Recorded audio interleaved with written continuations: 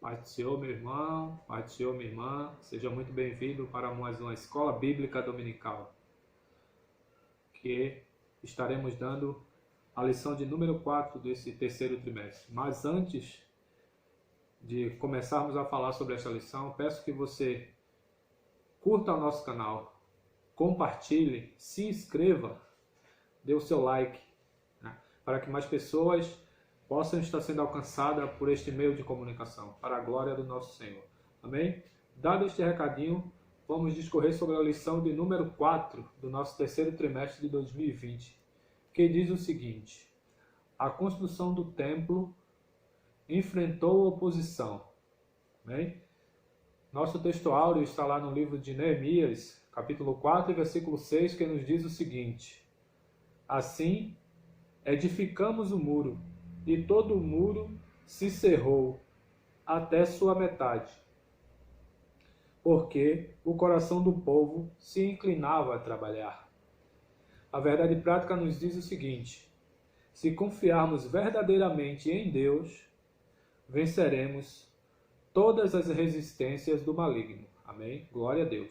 A nossa leitura bíblica em classe se encontra no livro de Esdras, no capítulo 4, do versículo 7, ou melhor, versículos 7 e 9, depois 11 e 13, depois do 11 ao 13, melhor dizendo, depois 15 e 16 e depois do 21 ao 24. Amém? Nós vamos falar sobre um pouquinho o porquê, o que é que aconteceu dessa oposição à construção desse templo, né?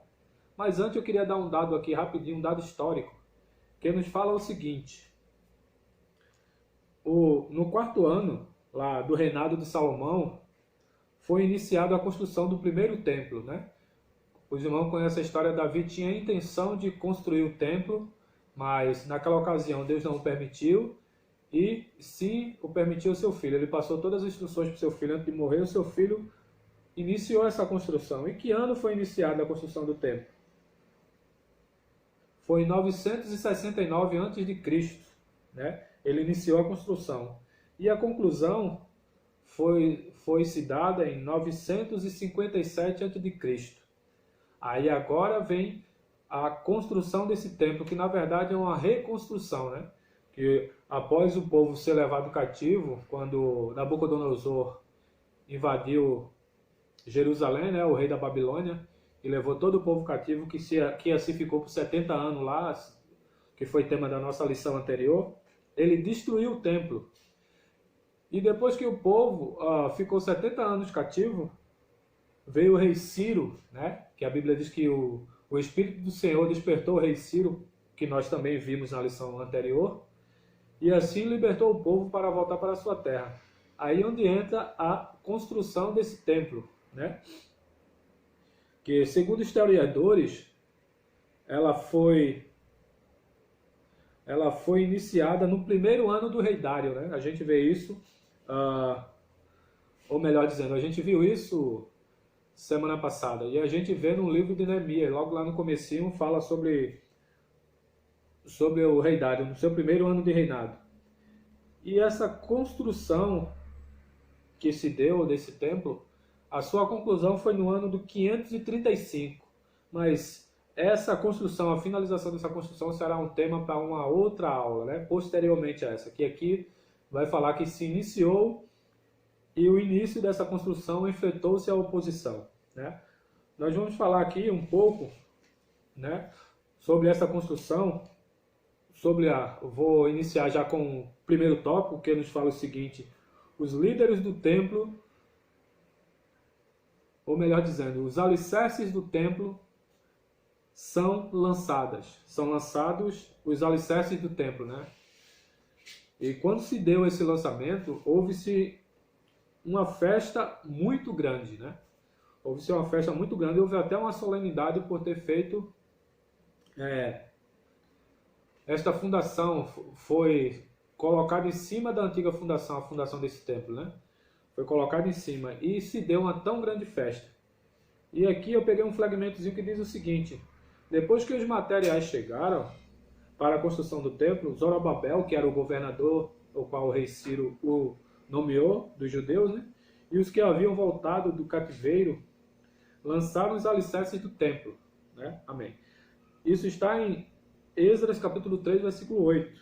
Se os irmãos quiserem acompanhar, capítulo 3, versículo 8 de Esdras fala sobre isso. Vamos acompanhar aqui da lição, vou dar uma lidazinha aqui rapidinho. Capítulo 3, ou melhor, vou pegar a Bíblia aqui. Esdras, capítulo 3, versículo 8, vai falar-nos sobre esta fundação. Né? Diz o seguinte: e no segundo ano da sua vinda à casa de Deus em Jerusalém, no segundo mês, começaram Zorobabel, filho de Sealtiel, e Jesua, filho de Josadaque, e outros seus irmãos, os sacerdotes e os levitas, e todos que vieram do cativeiro a Jerusalém, e constituíram levitas da idade de 20 anos e daí para cima, para que aviassem a obra da casa do Senhor. Amém? Todos esses jovens, né?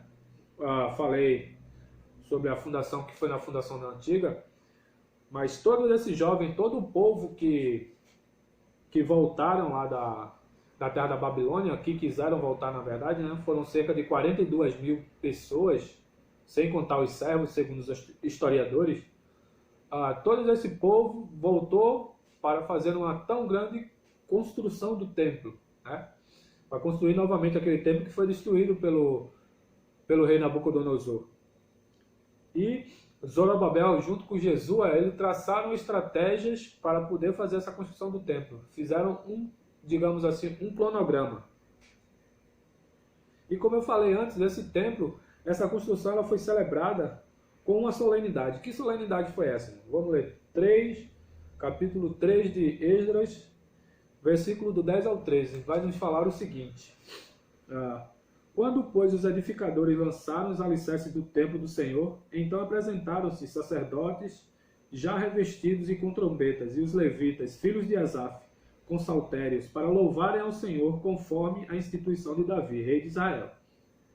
E cantaram a reveses, louvando e celebrando ao Senhor, porque é bom. Porque a sua benignidade dura para sempre sobre Israel. E todo o povo jubilou com grande júbilo, quando louvaram ao Senhor pela fundação da casa do Senhor. Porém, muitos dos sacerdotes e levitas e chefes dos pais, já velhos, que viram a primeira casa sobre o seu fundamento, vendo perante os seus olhos esta casa, choraram em alta voz.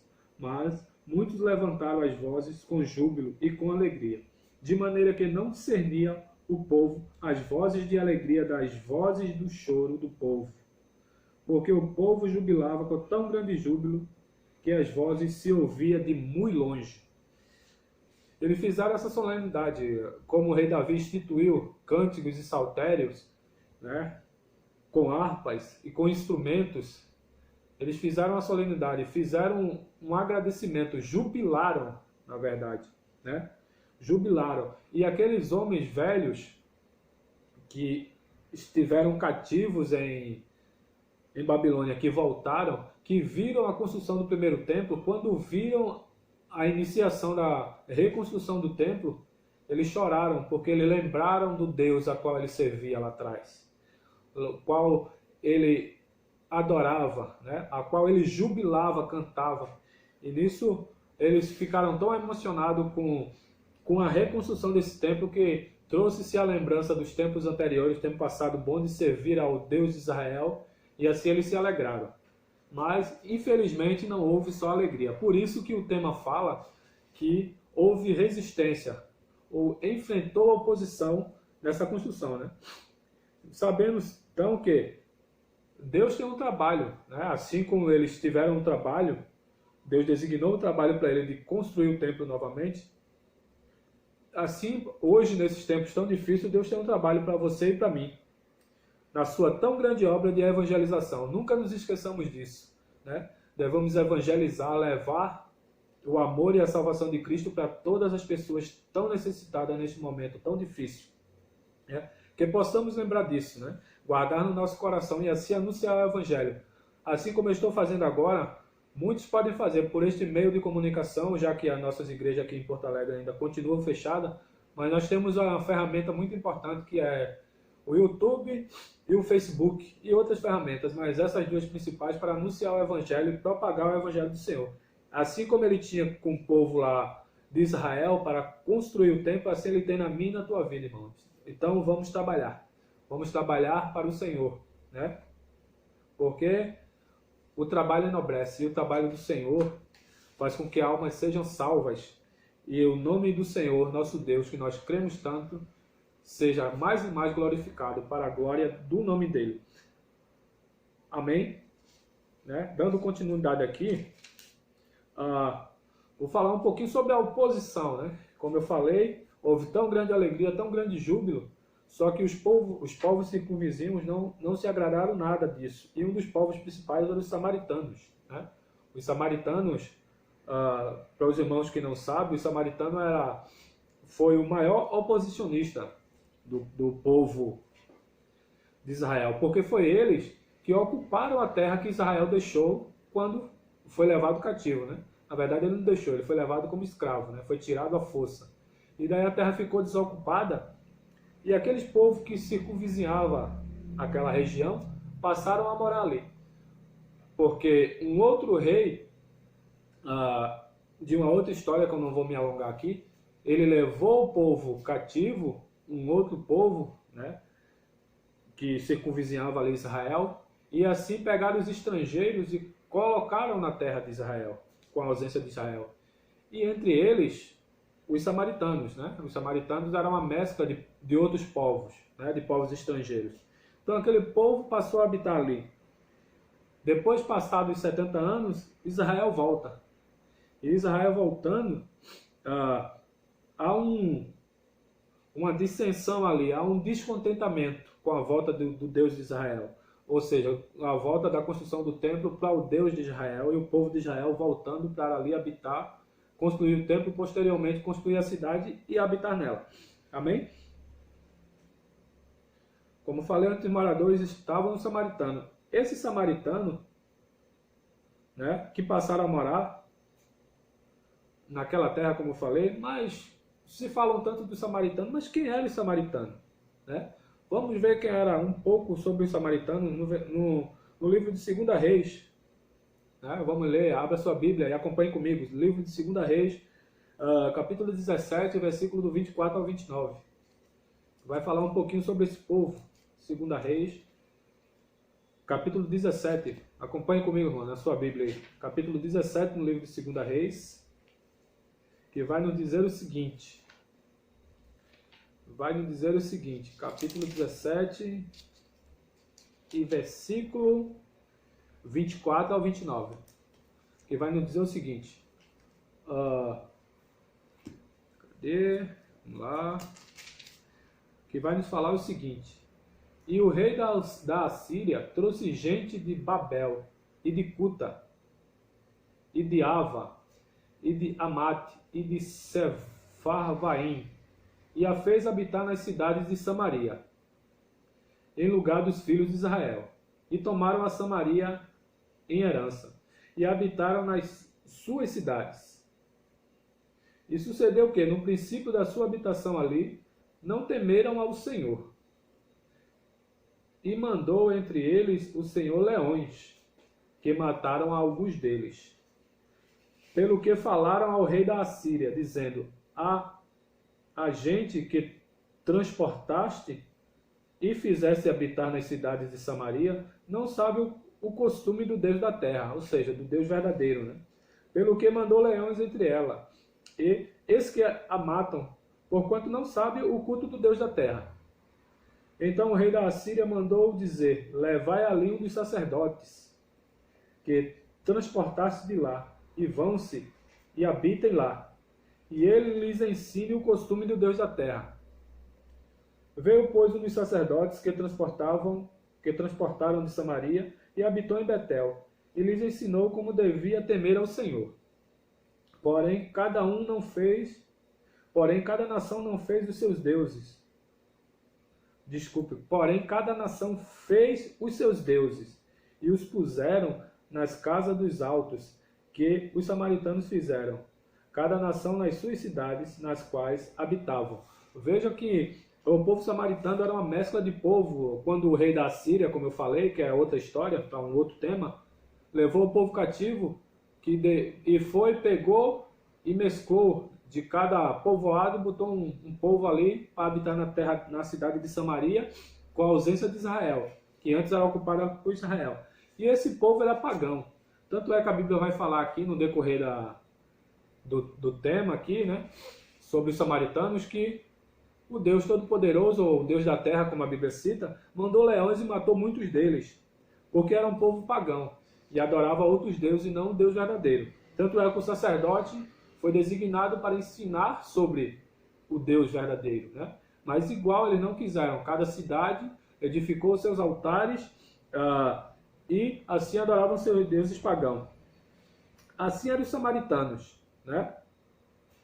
E esses samaritanos, se os irmãos continuar lendo a história, se for buscar mais a fundo, esse samaritano, esse povo, foi falar lá para o rei, quando o povo de Israel subiu para a reconstrução do templo, né, para construir o templo, foi falar com o rei Artaxerxes, né, que era o rei daquele momento lá, o rei sírio, né, ou melhor dizendo, o rei persa, né, foi falar para ele que o povo de Israel, subindo e construindo o templo, deixaria de pagar os seus tributos e os seus deveres para com o rei, e assim enfraqueceria a sua fortuna, né? Ou, como a Bíblia diz, a fazenda do rei. Foi assim mandado carta ao rei. E o rei prontamente ouviu e mandou os seus exércitos e tirou o povo à força, né? E mandou o povo parar com aquela construção. A construção foi interrompida. E essa foi a principal oposição que havia naquele momento, né? Só que o que ocorreu? O que ocorreu foi que o povo de Israel, quando viram aquela oposição, antes de mandarem aquela carta para o rei, eles tentaram enfraquecer as mãos, ou seja, ficavam atrapalhando na construção. Eles se infiltraram, segundo a Bíblia, se infiltraram dentro do povo, se fazendo como israelitas para querer construir o templo, mas não. Eles se infiltraram para haver dissensões e para que a construção andasse devagar ou até parasse. Essas eram as intenções dele, porque ele não queria aquele povo ali, porque eles conheciam o Deus de Israel, né? Conhecia o Deus de Israel. E conhecendo o Deus de Israel, ele sabia que se o povo clamasse, toda aquela peleja, toda aquela batalha que os seus inimigos tivessem contra ele, eles perderiam, porque Deus pelejaria por eles. E assim o povo venceria a batalha, porque não era o povo em si que estava batalhando, mas sim o Deus Todo-Poderoso que estava batalhando por ele, né? Sabendo disto, o povo de Samaria antes de pedir o auxílio do rei, começou a enfraquecer a mão do povo, ou seja, começou a atrapalhar o trabalhar, a construção do templo. O que fez Zorobabel e Jesua, né? Puseram guardas, né? Convocaram o povo e disse: olha, povo, olha, vocês estão muito separados, tá? Há uma distância considerável entre um e outro. O que faremos nós? Vamos ficar mais aproximados, e uns trabalham e outros vigiam, ficam de campana, né?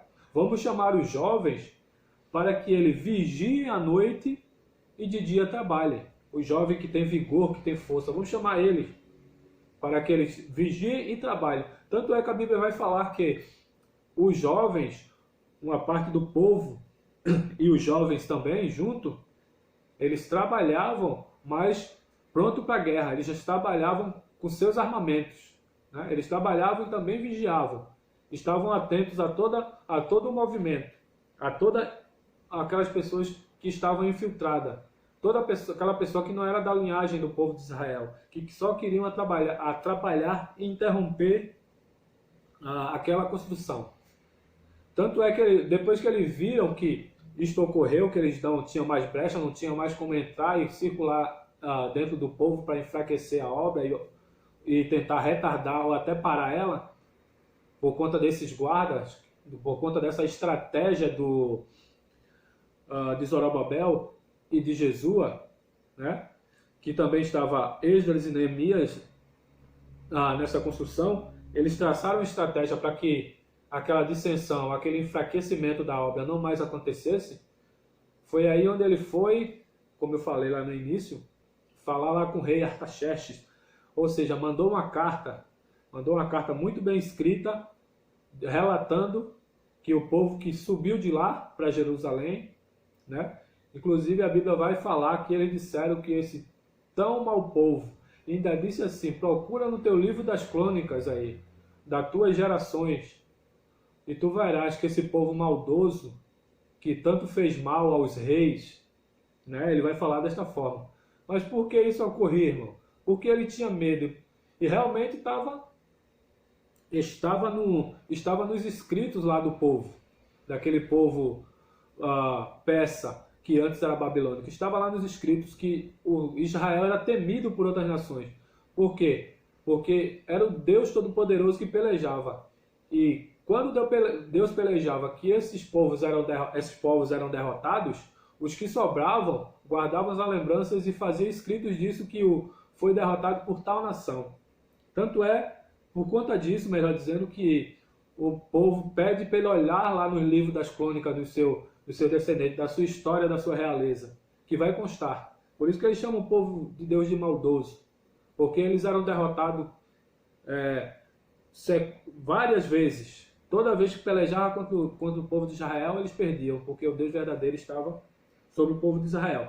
Mas o povo de Israel se apartou da vontade e do querer de Deus. Por isso que Deus permitiu que o povo babilônico também profetizou a Isaías, Jeremias, que isso ocorreria.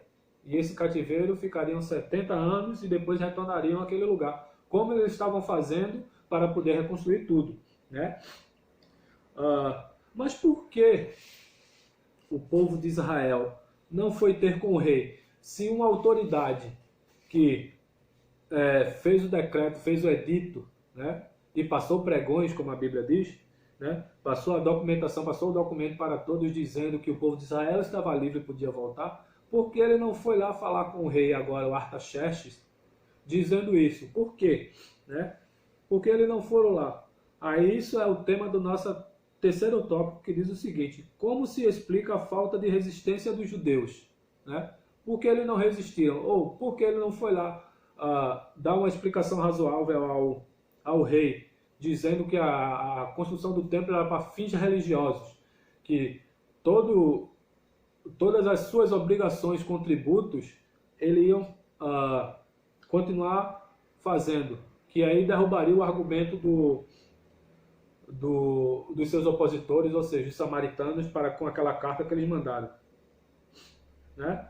Por ele não ter ido, né, se ocasionou que os irmãos vai ver que a obra parou, né? A obra parou, e nosso próximo tema vai ser a continuação da construção do templo, né?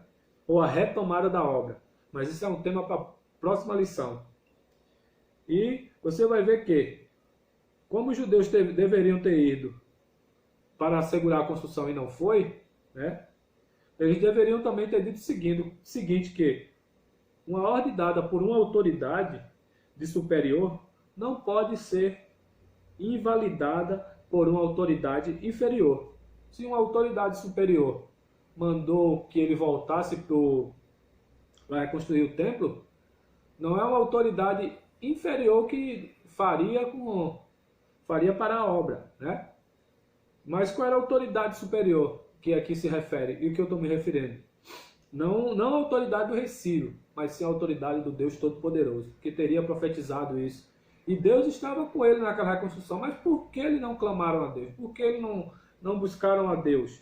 Né? Porque eles quiseram fazer de próprio punho, com a sua própria força, com a sua própria capacidade.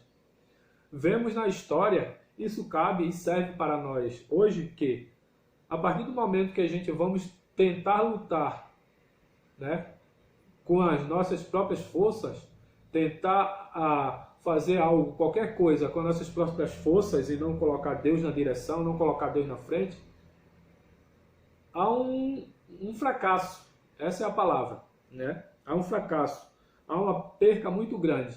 Porque quando Deus não está no negócio, quando Deus não vai à frente operando, assim como fazia com o povo de Israel nas nossas vidas, nada de bom acontece. A gente está fadado ao fracasso, né? Assim como eles fracassaram na construção, nessa primeira reconstrução, né? Que posteriormente foi retomada.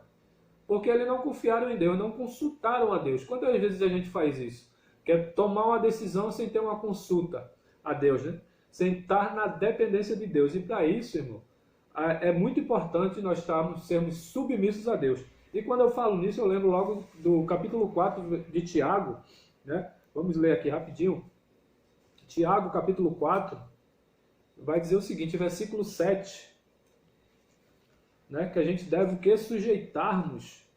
Nós nos sujeitarmos, ou seja, ser submissos, ser servos, né? Sujeitar-vos, pois, a Deus, e resistir ao diabo, e ele fugirá de vós, né? Foi o que faltou no povo de Israel naquele momento, quando houve intensa perseguição, né? A intensa oposição que houve. Eles não consultaram, eles não clamaram, eles não foram submissos ao Deus Todo-Poderoso. Não se sujeitaram ao Deus Todo-Poderoso. Não deixou Deus agir. Não entregou ao Senhor e disse, Pai, essa obra é tua, né? A vontade é tua, tu profetizaste, está lá no livro da lei, todos esses acontecimentos. Então, faça-se a tua vontade. Se ele assim tivesse feito, com certeza Deus teria agido na sua vida, na vida daquele povo, e ele teria saído vitorioso logo de primeira na reconstrução daquela primeira vez. E assim é na nossa vida, meu irmão, né? A gente está vivendo um tempo muito difícil, um tempo muito nebuloso. O princípio da dores está aí. Mas se nós estivermos sentados e clamarmos e entregarmos na mão do Deus Todo-Poderoso, certamente que nós sairemos vitoriosos. Se nós formos submissos a Ele, né? E atender e entender a sua vontade, ainda que no primeiro momento é difícil, dependendo da circunstância que nós estivemos passando. Muitas vezes a gente está passando por uma dificuldade tão grande que a gente nos bloqueia, a gente fica bloqueado, a gente não consegue ver além dos nossos problemas. Muito mais acima está Deus, muito mais acima da dificuldade, da oposição, né? Daquele enfrentamento árduo, daquela guerra, daquela batalha árdua contra Satanás, que ele vem com tudo para nos derrubar, para nos matar, né? Para que nós fracassamos e morramos em batalha. Nós só precisamos estar submissos ao nosso Deus e entregar nas mãos do Senhor. A partir do momento que isso acontece, a vitória, com certeza, glória a Deus, né? E assim se seguiu a história, né? No povo de Israel. Vou ler um pedacinho, um fragmento assim. Recorrer a Deus, né? Como eu falei, toda a história dos judeus é rica de exemplos de como Deus ajudou seu povo em tempos difíceis. Assim como Deus ajudou seu povo em tempos difíceis, Deus quer nos ajudar nesse tempo difícil que a gente está vivendo hoje, né? Nós não estamos desamparados nem estamos sozinhos. Deus está presente a todo momento para te atender e me atender. Basta nós buscarmos. E como eu li aqui, estarmos sujeitados, estarmos submissos, tomarmos a nossa vida como servos para servir ao Senhor. E Ele tem algo maravilhoso para nós se nós assim fizermos. Mas se nós quisermos ou tentarmos empreender as coisas com a nossa própria força, certamente a gente será derrotado. Assim como o povo de Israel na construção do templo, naquele primeiro momento, enfrentou uma oposição tão grande e fracassou, né? E vou falar mais um pouco sobre a relação dos samaritanos com os judeus. Como eu falei, não era uma relação boa, né? Ou melhor dizendo, a reação dos samaritanos quando os judeus cessaram a obra, né? Como eu falei, a oposição foi tão grande que eles pararam a obra. O rei foi, mandou os seus soldados e disse, tirou eles à força e a obra foi interrompida naquele momento. E o que é que os samaritanos fizeram? eles se regozijaram, assim como o povo se regozijou e jubilou e louvou e adorou a Deus no início, lá quando colocou a fundação, colocou a fundação em cima da antiga, né? Da antiga fundação, colocou outra e começou a reconstrução ali, fez um ato solene, como eu falei, e houve júbilo de alegria, de cânticos, de adoração a Deus, né? De sacrifício e tudo mais. Assim foram os samaritanos, assim foi a reação deles quando os judeus pararam a obra, né? Aí peguei um fragmentozinho aqui que diz o seguinte: os inimigos dos judeus regozijaram-se grandemente com o cessar da obra de reconstrução, né? Houve uma grande alegria, né? E assim é, né? E assim é nos dias de hoje. Nossos inimigos querem nos ver cair, querem nos ver sofrer, querem nos ver tristes e abalados. E quando isso acontece, que nós damos lugar para tal, eles se alegram, eles se regozijam, mas é por pouco tempo. A história vem mostrar, não só para Israel, para conosco também, que a partir do momento que nós nos voltamos para Deus, para adorar, para buscar, para clamar o seu nome, né?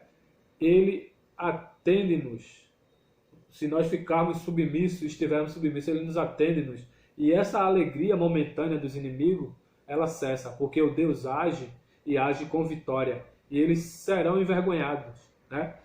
Mais uma vez, porque o Deus de Israel é o mesmo Deus, ele não mudou. Ele continua a fazer coisas maravilhosas por nós. Bastamos nós darmos lugar para ele operar na nossa vida. Amém?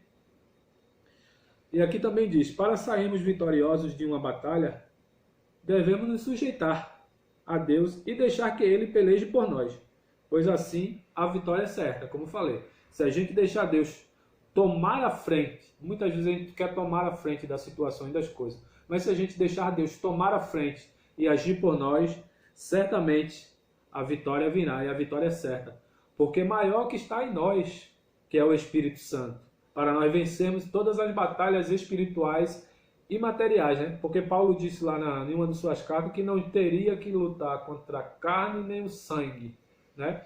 E esse maior que está em nós é o Espírito Santo, que comunga com o nosso espírito e nos aproxima de Deus. Se nós entregarmos e nos submetermos a Ele, certamente nós venceremos. Ou melhor, a gente já somos mais que vencedor, porque a maior vitória se deu na cruz do Calvário, quando Cristo morreu e assim nos reconciliou com Deus. Se hoje nós falamos, conversamos com o nosso Deus, é porque o ato santo, perfeito e verdadeiro de Jesus na cruz do Calvário fez que com isso fosse possível, né? Fez que com isso fosse possível. E dentro dessa possibilidade de nós nos aproximarmos de Deus e termos comunhão novamente com Ele, faz com que Ele nos dê a vitória. E assim nós sejamos vitoriosos em todo o nosso viver, em toda a nossa vida. Eu concluo dizendo que, se nós nos submetermos e nos sujeitarmos a Deus e esperar somente nele e ser pacientes, né? Assim como o Salmo 46 diz: esperei com paciência no Senhor, né? Se nós submetermos e esperarmos no Senhor, Deus vai mudar a tua vida, Deus vai mudar o teu cativeiro, Deus vai mudar o teu viver.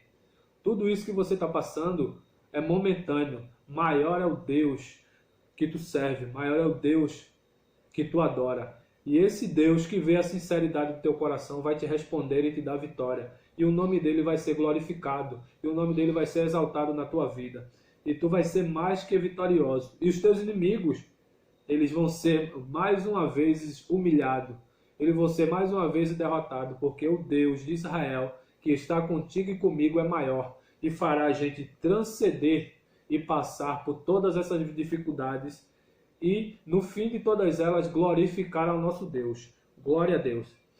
Dizendo assim, eu concluo e agradeço pela sua participação, pela sua paciência. Peço que você divulgue essa mensagem, peço que você se inscreva no canal, compartilhe, curta, né? Ative o sininho para que assim que saírem novos vídeos nesse canal, você seja o primeiro a ser informado e assim assistir e ajudar a propagar o Evangelho do Senhor, ao ID do Senhor, através dessa plataforma. Amém? Muito obrigado e Deus abençoe a todos, em nome de Jesus.